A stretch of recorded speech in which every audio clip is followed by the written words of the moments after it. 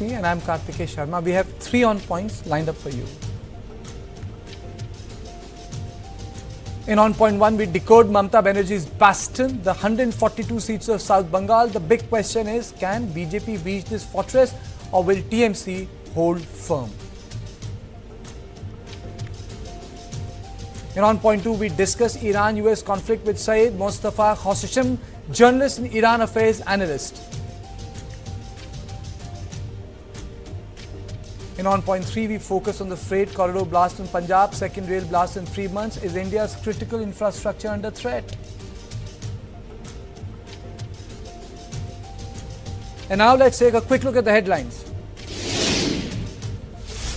Rising ATF prices push Indian airlines to brink. Air India, Indigo, SpiceJet seek ATF price release, says industry on verge of stopping operations.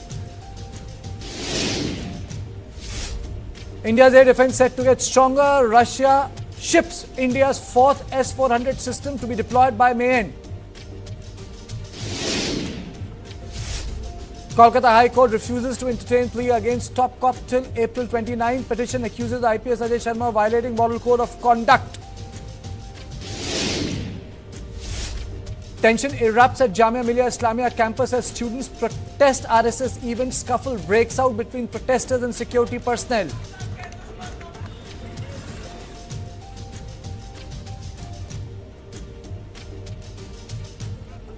Today we decode Mamata Banerjee's bastion, the 142 seats of South Bengal and Kolkata that vote in the final phase and which could decisively shape the outcome of the 2026 election. This is the Trinamool Congress strongest turf.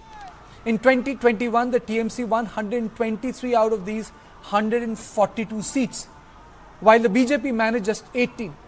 The scale of dominance is what makes this phase so critical. The TMC is relying on its welfare architecture, built over more than a decade, to consolidate its base among women and economically vulnerable voters. In regions like South 24 Parganas and Sundarbans, this network is deeply entrenched and continues to be a major political advantage. ভোটের রাজনীতি, ফটোশপিং, challenge করছি। लोगों का vote में नाम काट दिया, महिला लोगों को ऊपर अत्याचार कर रहा है, महिला को जो रेप करता है उसको अब टिकट देता है, और आप कहते हैं कि बंगाल जल रहा है। बंगाल नहीं जल रहा है, आप जल रहा है। और 4 तारीख में रिजल्ट निकालेगा तो देखेंगे জ্বলবেন আর লুচির মতো ফুলবেন। কালকে দূরদর্শনের প্রধানমন্ত্রী কেঁদে কেঁদে হেরে গেছে, তো মুখ দেখাতে পারছে না। দূরদর্শনকে মিসইউজ করে সরকারি যন্ত্রকে রাজনৈতিক প্রচার করছে, করে বলছেন हमको महिला ভোট करने नहीं दिया। আমি আপনাদের বলি, वो तो 2023 साल में पास हो गया, आपने क्यों नहीं किया? 450 का ऊपर वोट मिला, हम लोगों ने समर्थन दिया। 2023 में 25 सितंबर में हो गया था, आपने क्यों नोटिफाई नहीं किया? চালাকিটা কি ছিল শুনুন। সামনে মহিলা আগে পাশ হয়ে গেছে অলরেডি, আর পেছনে ময়লা। বঙ্গভঙ্গ, দেশভঙ্গ, 543টায় মোদি হেরে যাবে। তাই 850 সিট করে দেশ ভাঙার পরিকল্পনা ছিল, রাজ্য ভাঙার পরিকল্পনা ছিল। তাই আমরা জোটবদ্ধ হিসেবে হারিয়ে দিয়েছি। আগামী দিনও মনে রাখবেন, আমরা 8 জন আমাদের তাও যেতে পারিনি ইলেকশনের জন্য, শিবসেনাও যেতে পারিনি, আরও অনেক পার্টি, আরও 20-25টা ভোট আমাদের কাছে এক্সট্রা আছে। সেটা যদি প্লাস করেন আর বিজেপিটা যদি মাইনাস করেন, আগামী দিন ওদের সরকার পড়ে যাবে, মাথায় রেখে দিন। আবার বলছে ঝাল লেগেছে, ঝাল লাগেনি আমাদের। ঝাল তো তোমার 2004 তারিখে যখন কাউন্টিং হবে তখন তোমার ঝাল লাগবে, আর তখন তুমি দেখবে আর লুচির মতো ফুলবে। In contrast, the BJP has campaigned around governance and economic concerns. It is focusing on issues like unemployment, infrastructure, gaps and law and order without focusing on Mamata itself. There is also a visible shift in the narrative from largely welfare-driven contest, the election is now being shaped by aspirational politics and economic concerns, making battle more competitive, less personalized, but more about issues which shapes the mood of the modern Bengali. And on the ground, the BJP's booth-level mobilization is helping to close the gap in several constituencies. But it is not as if the Mamata has weakened. TMC's vote share remains intact. At the same time, higher voter turnout in the early phases is being seen as a sign of tighter contest rather than a one-sided race. But there are some experts who are saying that the voting is on the higher side because numbers have been deleted from the voters list. Well, the jury will be out on 4th of next month. Now let's listen to the Prime Minister Narendra Modi. जिस नारे के साथ TMC ने बंगाल में सरकार बनाई थी, वो नारा ही टीएमसी ने भुला दिया है। साथियों, आपने 15 साल इन लोगों को मौका दिया, लेकिन उन्होंने मां के लिए, नारी की सुरक्षा के लिए कुछ नहीं किया। इन्होंने माटी के लिए, किसानों के लिए कुछ नहीं किया। टीएमसी ने युवाओं के लिए भी कुछ नहीं किया। साथियों, इस चुनाव में वैसे ये मेरी आखिरी सभा है और बंगाल में जहां जहां गया हूं, बंगाल के लोगों का जो मैंने मिजाज देखा है, मैं इस विश्वास के साथ वापस जा रहा हूं कि 4 मई के नतीजों के बाद बीजेपी के शपथ ग्रहण समारोह में मुझे आना ही है और इसलिए मेरा उत्साह और बढ़ जाता है। Well, what will happen is something which the voters have already decided. But on this issue, I am joined by Saurav Chunder, spokesperson TMC, Dr. Avra Sen, spokesperson Bharatiya Janata Party, and Nirmala Mukherjee, senior journalist. Thank you all of you gentlemen for joining me. Now let me take opening comments from the spokesperson. Let me go to Saurav Chunder. This is the bastion voting that has taken place. What's your assessment as an opening comment? Are you going to hold the lead here, sir? Well, to be very honest, out of the 142 seats which are going to poll in the second phase, out of that we are defending about 123, if I'm not too mistaken. This is our stronghold, and we've gone to the people with our report card for the last 15 years, and therefore I strongly believe that the people have seen through the rhetoric, the poll rhetoric which is being used by our principal opponents, and you will appreciate that this is one lady who is single-handedly taking on the might of the central machinery, and it's a multi-political party attack which we are facing. So the Congress is going alone, the left is fighting all the seats, the BJP, which is our principal opponent in terms of the numbers that they have, they are of course fighting tooth and nail. And we are fighting all the three parties in the fray. So it's a humongous fight, and we strongly believe that we have this simple single woman who is taking on the entire system, and the people are resolutely with us. While the center, while the center may have the agencies with them, we have the people with us. Okay, Dr. Avra Singh, your opening comments. North is something which the Bharatiya Janata Party has done well. Do you think that this time the mood is different? See, it won't be a mere storm, it won't be a mere cyclone, it could be a tsunami of BJP. I repeat, a tsunami of BJP across Bengal. Okay. In the first phase itself, we are very sure that we'll be getting 110 plus seats. And in the second phase also, we'll be doing very well. There is no bastion of TMC left in Bengal in today's time. There is severe anti-incumbency all over Bengal. People are fed up of the antics of Trinamool Congress and the scams that they have performed, quote unquote. If hypothetically TMC stays back in power, they can only offer more scams, and nothing else. They have no development on their agenda. They have failed miserably in the past 15 years. People are aspiring for something much, much, much, much better from the new government, which will be led by Bharatiya Janata Party. There are several issues in the state of West Bengal, including that of women's safety, that of unemployment, that of lack of industrialization, and people moving out of the state due to lack of jobs. All of these things have culminated into a situation where people are wanting change, and change is inevitable. TMC is going from power. You can write that on plain paper and take my signature, because I am that much sure of it. People are waiting for tomorrow's time. They will go out in numbers and they will vote against BJP, against TMC, and they will throw TMC in the dustbin. Okay. Your opening comments, Nirmaloda, then I'll come with some very specific questions. No, see, basically, I've been speaking to some senior TMC leaders. As you know, because I'm a senior journalist, I've been speaking. They know me for a very long time, since the time Mamata started her fight against the left-front people and the CPM government. So I don't find anybody saying that we are going to win with thumping numbers. Everybody is giving a very logical type of answer that it's a tough fight. Saurav, as Saurav was saying, it's a tough fight. It's a humongous fight. He's clarifying it in that way, magnifying. So I don't get it in numbers as such. There are two types of people I have come across. In TMC, you have, since I'm talking about TMC, because I don't talk about BJP, because BJP is out of power and BJP will be having blind supporters. They don't have beneficiaries as such. TMC has two types of people. One is the supporting base, the supporters, and one the beneficiaries. The beneficiaries will always say they will get more than 200. The supporters this time are a little reticent. They are not coming out very fast to say this is going to happen or that is going to happen.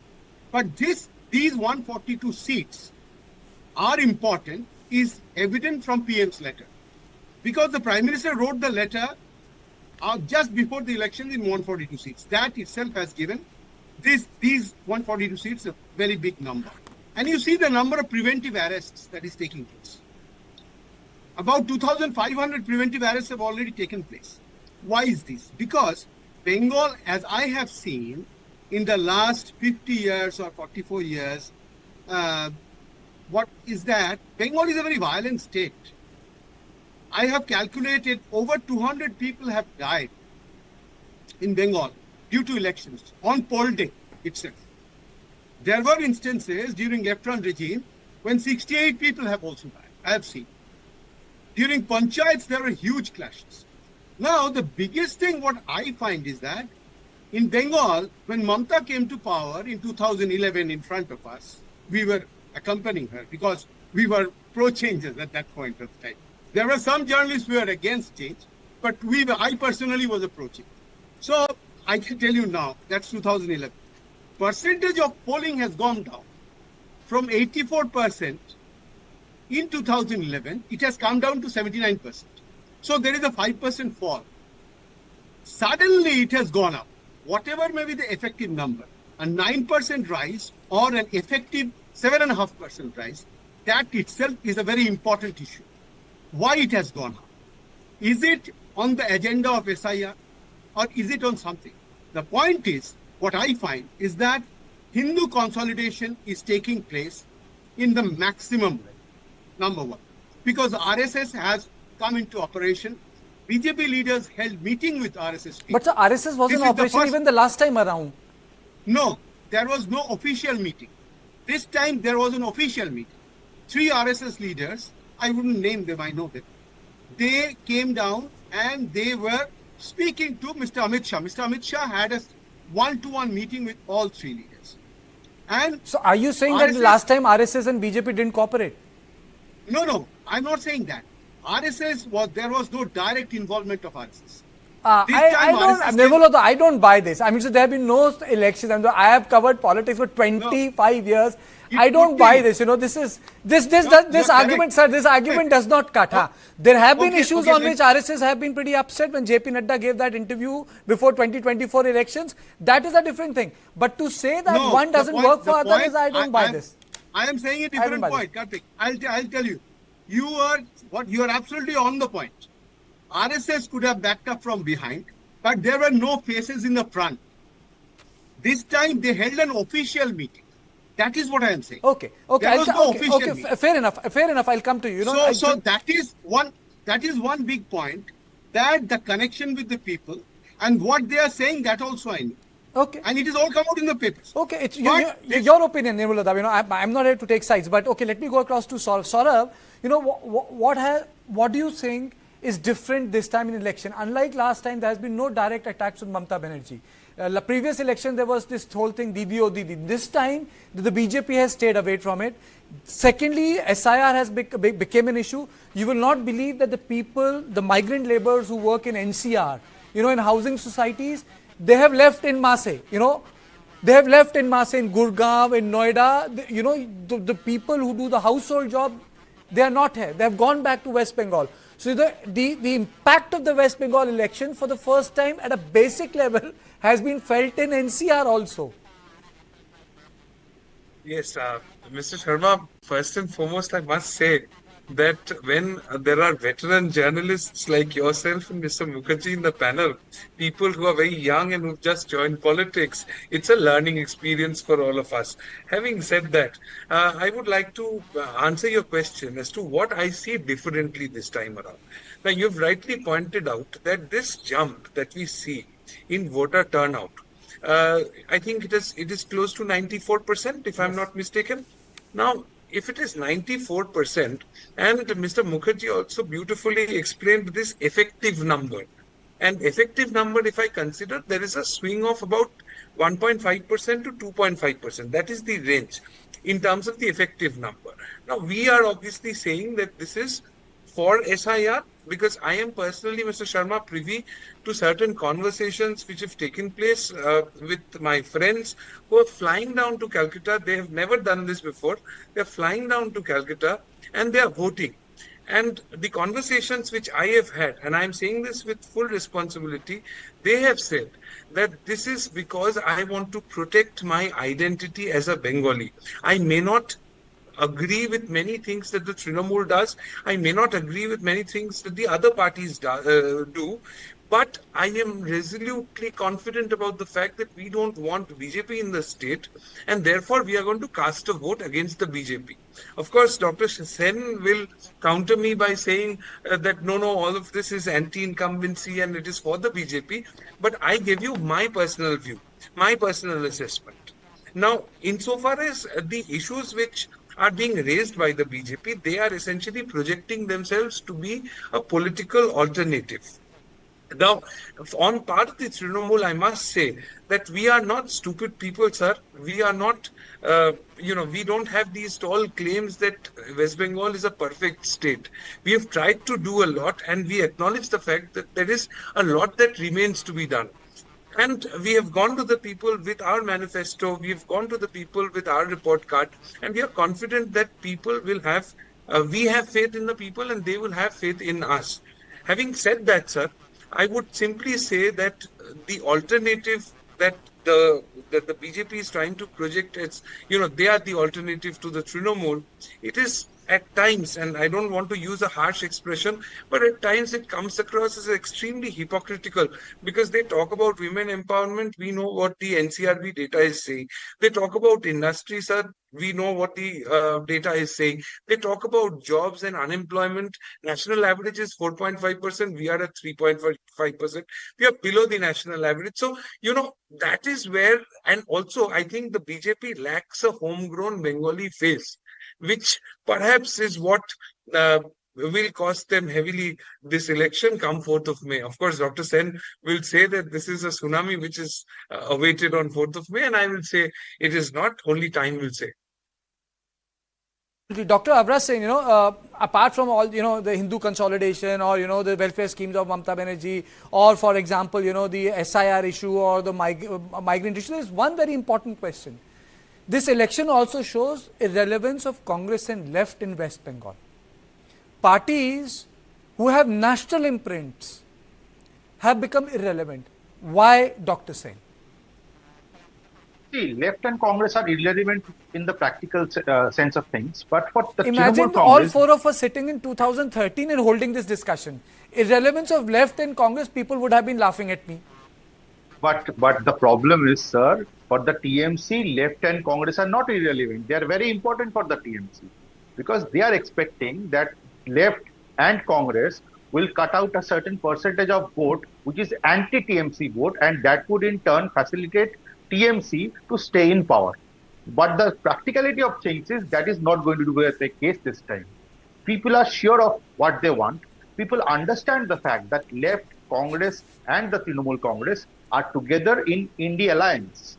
So when you are in an alliance, you come to the state of West Bengal and say things against Trinamool Congress, it does not become believable. It is not credulous enough for the public. So they are going to reject the left and Congress on that count only.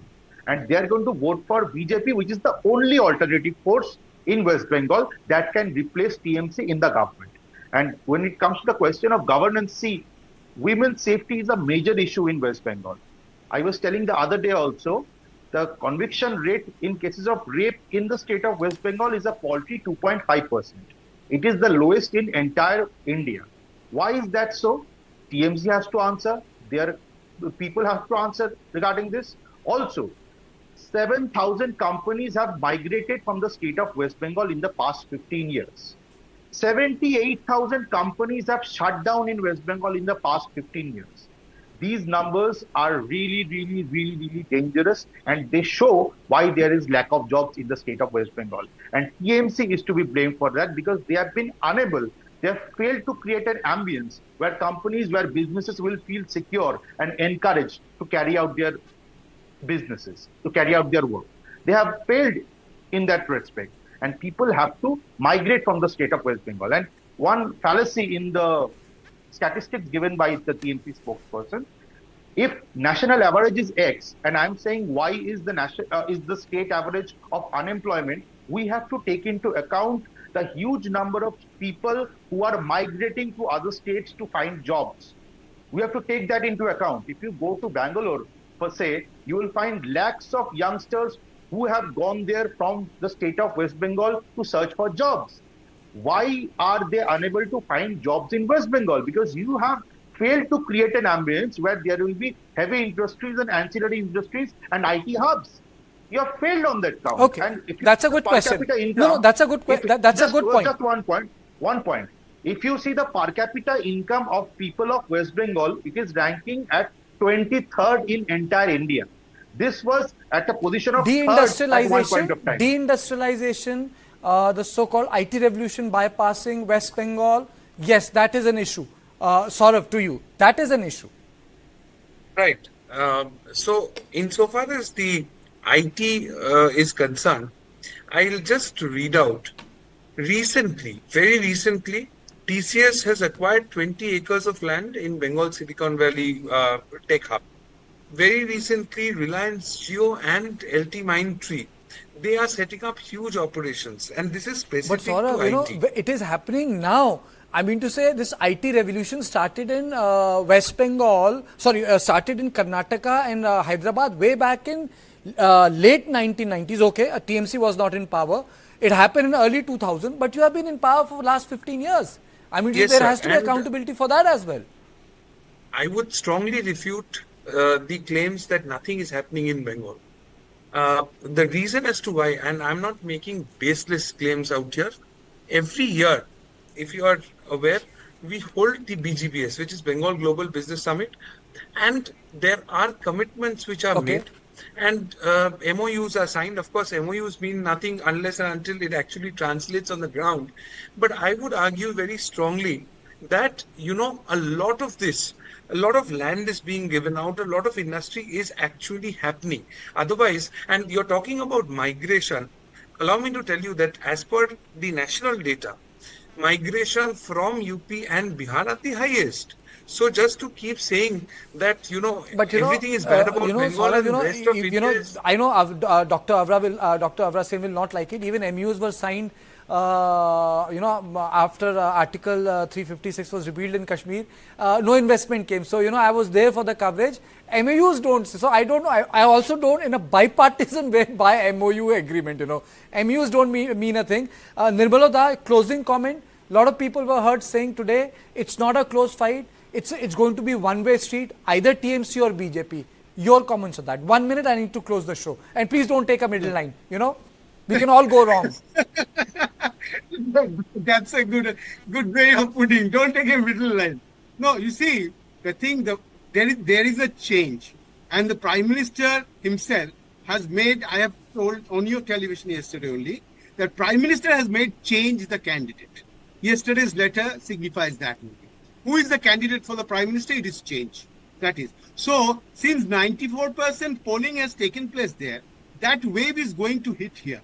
That is, you can be sure about it. And that is the only reason that you find these confidence building measures, preventive arrests, raids, searches, central military force, all these people. Is it these okay? people I'm not asking you. I'm not catching you in a corner. I'm not saying TMC or BJP.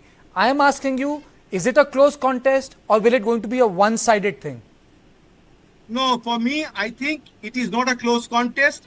It is not going to be one-sided because the emergence of two powers, Congress and left, does not make it a one-side contest. Okay, so you have a third perspective. Thank you, all three of you gentlemen, for joining me. A very riveting conversation on this. It's time for a short break, but to my viewers in On Point 2, once I'm back, we'll go to Tehran and be joined by Syed Mustafa, senior journalist and expert on Iran affairs, who's going to be with us. Thank you.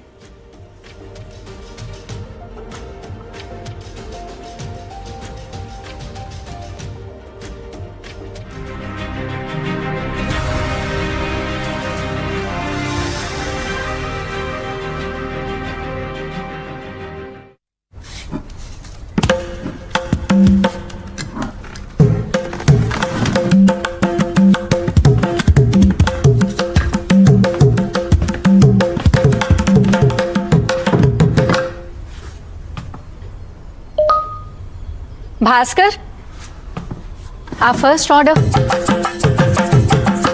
Help us